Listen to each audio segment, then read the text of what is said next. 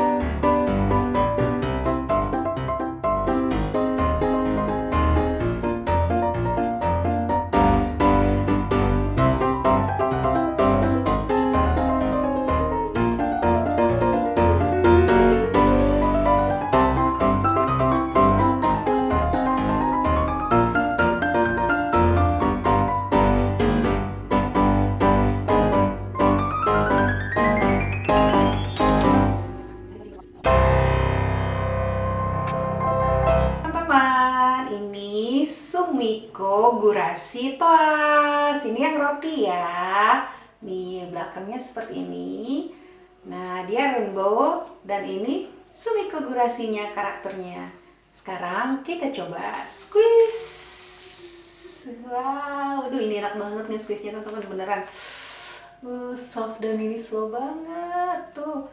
Wah, itu baru naik semua. Sekarang kita coba squeeze yang di sini. Enak banget nih. Tuh dia lembut teman-teman. Wah, tuh baru naik juga kan. Wah. Nah teman-teman, cara bikinnya mudah kan? Nah teman-teman cuma butuh tisu, double tip, spidol, dan spons. Oke teman-teman semua, terima kasih ya sudah menonton video tutorial ini. Jangan lupa untuk di like, komen di bawah, dan share juga video ini ke teman-temanmu. Oke, thank you for watching and see you in my next video. Assalamualaikum warahmatullahi wabarakatuh. Ini enak banget ya squeeze-nya. Lembut dan slow, gemes.